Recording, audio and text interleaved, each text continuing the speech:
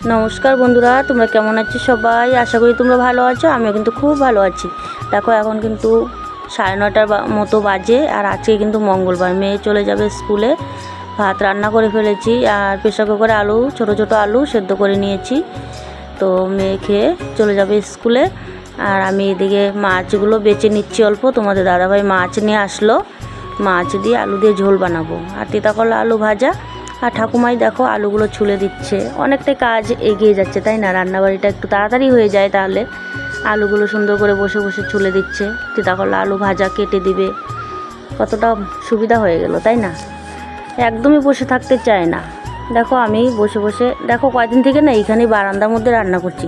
ঠাকুমা বলছে এত সুন্দর বারান্দাটা এখানে বসে বসেই রান্না করা যায়। তো ঘরের ভিতরে অন্ধকারের মধ্যে যে কী করে কী জানি, কারেন্ট তো যখন তখন চলে যায়, থাকেই না। আর আমার ছেলে কিছু একটা বলছিল, আমি উত্তর দিচ্ছিলাম, তো কথাগুলো না কেটে দিয়েছি। অনেক রকম গল্প করছিলাম ঠাকুমার সঙ্গে বসে বসে। আর দেখো আমি কড়াইয়ে মাছ দিয়ে দিচ্ছি আর আমার ঠাকুমা দেখো তিতা করলা আলু সুন্দর করে ভাজা কাটছে। আর এরকম যখন আমাদের বয়স হয়ে যাবে না, আমরা কোনো কাজেই কিন্তু করতে পারবো না, এখনই ইচ্ছে করে না কাজ করতে। আর এত বয়স হয়ে গেলে আমরা কোনো কাজ আর করতে পারবো না তাই না। আর বন্ধুরা জানো না, আমার ঠাকুমা খুব পরিষ্কার পরিচ্ছন্নভাবে কাজ বাজ করে। এরকম করে কিন্তু আমরাও করতে পারি না, আমিও করতে পারি না, আমরা বলতে আমিও করতে পারি না জানো না। খুব পরিষ্কার পরিচ্ছন্নভাবে কাজ করে। দেখো আমি এখন মশলা টশলা সব কিছু দিয়ে দিচ্ছি, দেখেছো। এখন আমি অল্প মশলা দিয়ে কষিয়ে নিব, তারপর আমি পরিমাণ মতো যে ঝোল দিয়ে দেবো। আর বন্ধুরা তোমরা কিন্তু ভিডিওটা ফার্স্ট থেকে লাস্ট পর্যন্ত দেখবে। ভিডিওটা ভালো লাগলে অবশ্যই লাইক কমেন্ট একটা শেয়ার অবশ্য সাবস্ক্রাইব করে দিবে। নোটিফিকেশনটা অন করে রাখলে ভালো হয়, তাহলে যখন তখন ভিডিওগুলো পেয়ে যাবে আমার। তো দেখো আমার ঠাকুমা কি সুন্দর করে ভাজা কাটছে, দেখতেই পারছো। এত সুন্দর করে আমিও কোনো দিন কাটি না, বুঝতে পারলে। তাড়াহুড়ো করে করি, খেতে হয় তাই করে খাই, এত ভালো করে কিন্তু করি না।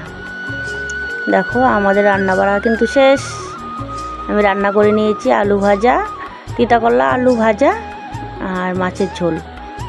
ওরকমই রান্না দুপুরবেলা, মানে দুপুর সকাল দুবেলার রান্না হয়ে গেছে। তো উল্টাপাল্টা বলে দিচ্ছি, অনেক সময় উল্টাপাল্টা হয়ে যায় তাই না। তো দেখো আমার ঠাকুমা দেখো খাবারের থালাটাও কি সুন্দর গোছানো আছে। এরকম করে গুছিয়ে কিন্তু আমিও খাই না কোনো দিন। আমি বলতে কি, আমাদের বাড়ির কেউই খায় না, তোমাদের দাদা ভাইও খায় না, আমার ছেলে মেয়েও খায় না, পরিষ্কার পরিচ্ছন্নভাবে কোনো দিনও খাবে না। আর আমার ঠাকুমার থালাটা দেখলেই বোঝা যায় কতটা গোছানো আছে, দেখতেই পারছো। খুব সুন্দর করে ভাতগুলো গুছিয়ে নিয়েছে। তো যাই হোক বন্ধুরা, দেখে নাও এতটুকু বয়স, এরকম বয়স হলে আমরা কিন্তু কিছুই করতে পারবো না তাই না। সামনে এসে কথা বলছি বন্ধুরা। দেখো তোমাদের সঙ্গে কিন্তু আর তোমাদের সঙ্গে দেখা হয়নি, কারণ অন্য কাজ করছিলাম, তাই জন্য আর তোমাদের সঙ্গে দেখা হয়নি। অল্প ভুট্টা ছিল জমিতে, ওই ভুট্টাগুলোই না তুলতে গিয়েছিলাম, সঙ্গে ঠাকুমাকেও নিয়ে গিয়েছিলাম। ঠাকুমা বসেছিল, আমি ভুট্টাগুলো উঠিয়ে নিয়ে আসলাম। একা একা ভালো লাগে না, কি আর করবো। আর তোমাদের দাদা হয়তো আস্তে আস্তে প্রায় বিকেল 5টা 6টা বাজিয়ে দিয়েছে।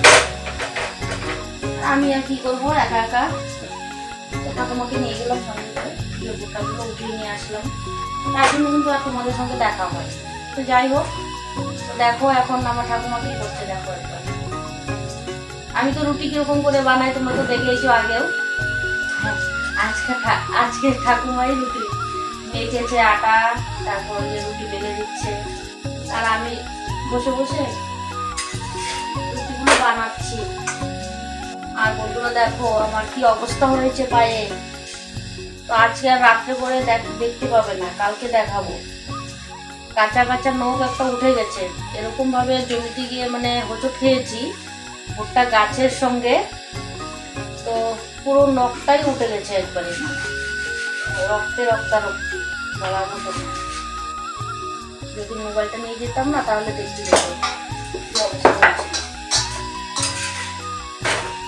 এই ব্যথায় আর কোনো ভিডিও আর বানাইনি। আর সকালবেলা তো সকাল দুপুর একসঙ্গে রান্না করেছিলাম। আর এখন একটু চা বানালাম, খেলাম, মুড়ি মাখলাম সঙ্গে চানাচুর দিয়ে। আর এখন এই দেখো রুটি ছেড়ে এখন বেলে দিচ্ছি, দেখেছো। তোমরা অল্প দেখো ঠাকুমা কিরকম করে রুটি বেলে। আমাদের যখন 80 বছর বয়স হয়ে যাবে না, তখন আমরা কোনো কাজ বাজ আর করতে পারবো না। তোমার বসে থাকতে হবে বিছানার এক কোনায়, কাজ করতে হবে। যখন 80 বছর বয়স হয়ে যাবে সত্যি দেখবো যে আমি বিছানার এক কোনায় পড়ে আছি। কৃষ্ণ নাম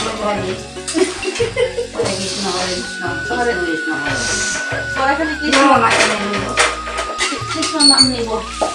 80 বছর বয়স পর্যন্ত আমরা বাঁচবই না, তাই না বন্ধুরা? যখন আমাদের 80 বছর বয়স হয়ে যাবে, মানে 80 বছর কোথায় আছে, 60 বছর আগে বেঁচে নেই, তাই না? 60 বছর 50-60 বছর বাঁচলেই অনেক। আর 80 বছর বয়স হলে না লাঠি আর খোটা নিয়ে চলতে হবে। আমার ঠাকুমা এখনো পায়ে হেঁটে অনেক হাঁটতে পারে। এরকম যখন আমাদের বয়স হয়ে যাবে না, আমরা নদীর পরে কবে চলে যাব? কি রুটি খাবে? কি দিয়ে খাবি? চিনি দিয়ে রুটি বানাতে বানাবি? তোরা চিনি দিয়ে রুটি বানায় না, করাই না পুই দিয়ে যায় তাওয়া।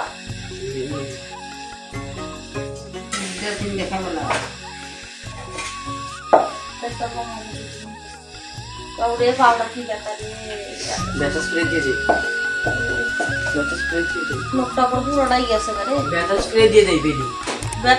কোনো ব্যথা স্প্রে আছে তো? কি যেতে আমি দিয়ে কি ওষুধ দেবো? বন্ধুরা দেখো কি অবস্থা হয়েছে পায়ের, কাজ বাজ আর ভালো লাগছে না, তাই জন্য আর ভিডিও বানাইনি।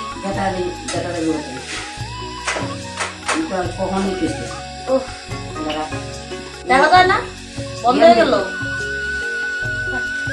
তো বন্ধুরা আজকের মতো কিন্তু এই পর্যন্তই। হ্যাঁ, পরবর্তী নতুন আর একটা ব্লগের সঙ্গে দেখা হবে। টাটা বাই, গুড নাইট, সবাই ভালো থাকো, সুস্থ থাকো, আর দেখতে থাকো আমার ব্লগ ভিডিওগুলো। কেমন? লাইক কমেন্ট শেয়ার সাবস্ক্রাইব করতে কিন্তু একদমই ভুলবে না। সবাই লাইক কমেন্ট শেয়ার সাবস্ক্রাইব করে দিবে। যাই হোক, টাটা বাই, গুড নাইট, সবাই ভালো থেকো, সুস্থ থেকো।